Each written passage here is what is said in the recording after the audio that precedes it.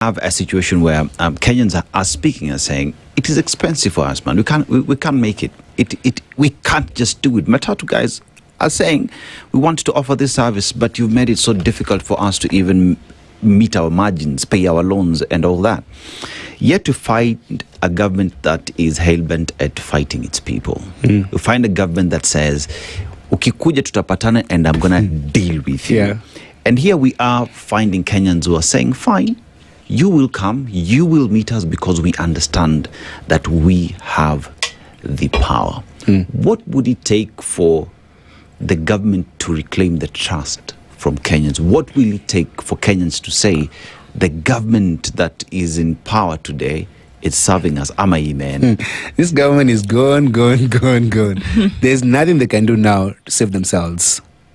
The level of arrogance they've had against us and how they've treated us, they cannot recover from that. You know, people will forget what you said, but they'll never forget how you made them feel. And these guys have made us feel like takataka, that we don't matter. There's no austerity measures. We say no, tighten our belts. Yeah. Kenyans have tightened our belts, but the government is not doing that. There's spending at State House.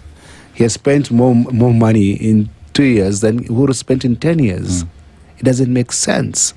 So Kenyans are not blind to what this man is doing. They're not blind to his actions, his words, his behavior, and then the arrogance of his ministers. I don't even know who the transport minister is. David Churchill. Yeah. Okay, that's the guy.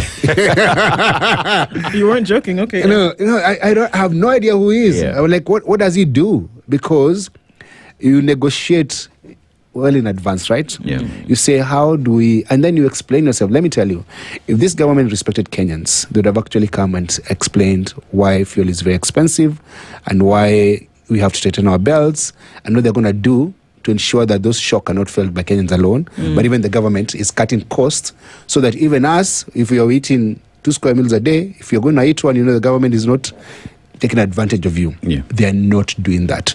And Kenyans have no problem paying taxes and those levies. But if that money was going towards education, healthcare, we'd actually understand that if SHA was working, if our kids had capitation in school, we would understand. But there's no money in schools. There's no money in healthcare. There's no money in roads. There's no money for anything apart from expenditure, daily recurring expenditure, and paying civil servants. And that's where the problem is, that you are paying so much taxes and you're getting zero delivery from our taxes. Yeah. Do you think that there's a one-stop solution to this?